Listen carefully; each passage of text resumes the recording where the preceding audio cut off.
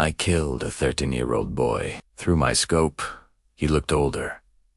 He was carrying something that looked like a weapon. My spotter said, "Take the shot." I took it.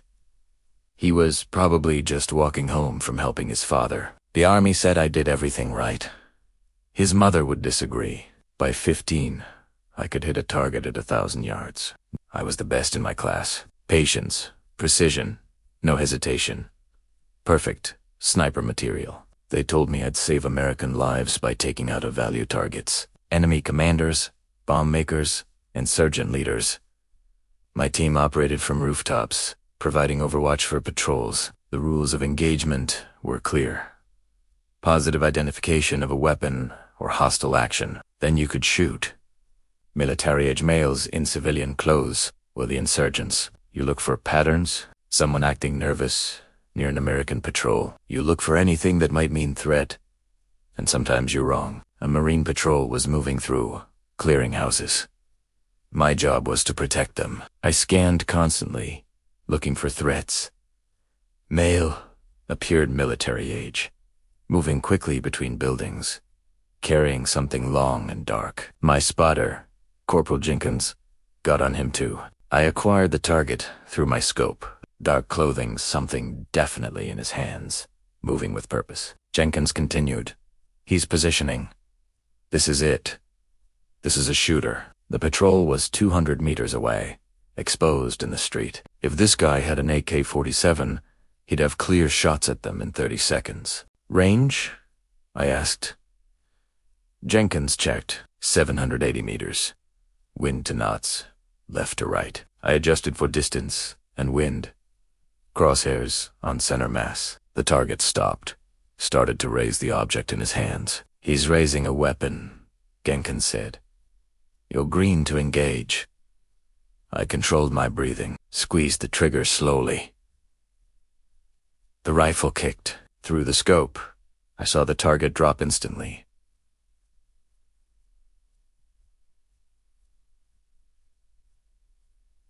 Clean hit. If you're still with me, drop precision in the comments. Subscribe, because the truth about this shot will make you question everything. Confirmed kill, Jenkins said.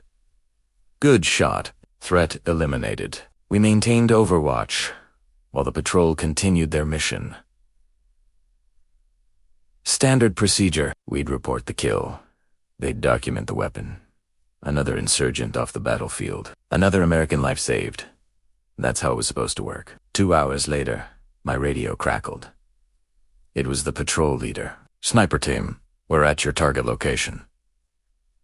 Need you to see this. Something in his voice made my stomach drop. We packed up, moved to the location.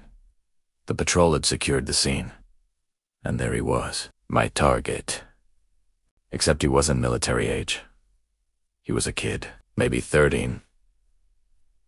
Maybe younger. Small for his age, which is why he looked bigger from a distance. And the weapon, it was a metal pipe, 3 feet long, rusty, probably scavenged to sell for scrap metal. The patrol medic had checked the body, single gunshot wound, center mass, instantly fatal. Perfect shot. Textbook, sniper kill, on a child carrying plumbing. An officer took my statement, described what I saw, what my spotter saw, why we assessed him as a threat. The officer nodded. You followed. Positive identification of what reasonably appeared to be a weapon. Hostile movement toward American forces. This was a clean shoot. Clean shoot. Those words made me want to vomit. A 13-year-old was dead, and they called it clean. But technically, they were right. Through my scope, from nearly 800 meters, in that lighting, with that movement pattern, I'd made a reasonable assessment. Any sniper would have taken that shot. The fact that I was wrong didn't make it a war crime. It just made it a tragedy. The Iraqi police found his family that night. Father was a plumber. The boy had been helping him, carrying pipe from a job site. Taking a shortcut through the neighborhood, saw the Americans and got scared. Started moving quickly to get home. When he stopped and raised the pipe, he wasn't aiming a weapon. He was shifting the weight on his shoulder. Every movement I'd interpreted as hostile was just a scared kid trying to get home safely. The Marines, Paid the family condolence money, $3,000. That's what an Iraqi child's life was worth in 2006. The father took the money because they were poor and his son was dead anyway. I heard he used it to leave Ramadi. Couldn't stay in the place where Americans killed his boy. Can't say I blame him. I did 47 more confirmed kills that deployment. All adults. All carrying actual weapons. All legitimate targets. But that one kid is the only one I see when I close my eyes. Not the insurgents who were trying to kill Americans. The boy who was just trying to get home. I got out after my second deployment. Couldn't do it anymore. Every target through my scope looked like that kid. Every time I was about to shoot, I hesitated. Hesitation gets people killed. A sniper who hesitates is useless. So I took my honorable discharge and came home to Wyoming. Tried to go back to hunting. Couldn't do it. Couldn't look through a scope without seeing him fall. The nightmares started 6 months after I got back. Same dream every time. I'm on that rooftop, watching through my scope. See the target. Make the assessment. Take the shot. But this time I go down to check the body myself, and it's not the Iraqi boy. It's my nephew. Same age, same build, and he's holding his fishing rod. I wake up screaming. The VA diagnosed PTSD. Gave me pills that don't work. And therapy that helps a little. But here's what therapy can't fix. I killed an innocent person, following proper procedure, making correct assessments, doing my job perfectly. And a child died. The fact that I was technically right doesn't make him less dead. Doesn't give his father his son back. Doesn't undo that moment. People thank me for my service. Tell me I'm a hero. If they knew, really knew, would they still say that? I am the guy who killed a kid from half a mile away because he was carrying pipe and looked suspicious. That's not heroism. That's tragedy masquerading as duty. I'm 41 now. That kid would be 30 if I hadn't killed him. Would probably have kids of his own. Maybe followed his father into plumbing. Maybe become a doctor or teacher. I erased all those possibilities with one trigger pull. 2 pounds of pressure and his entire future gone. So here is what I need you to understand.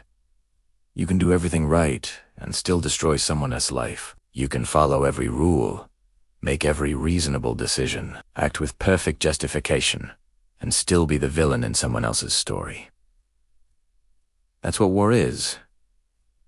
Not good versus evil. Just people making impossible decisions with incomplete information and living with the consequences. Have you ever been absolutely certain you are right, only to discover you destroyed something irreplaceable? Drop your thoughts below. Subscribe because next week I'll share the story of a female soldier who reported her assault and became the enemy of everyone in her unit. These are the stories they don't tell at recruiting offices. That boy's name was Ahmed. I learned it years later from a journalist. Ahmed Hassan. He liked soccer and math, wanted to be an engineer. His father said he was gentle, wouldn't hurt anyone. And I killed him because through a scope, from 800 meters away, gentle looks like dangerous. Thank you for listening to what I should have told someone 15 years ago.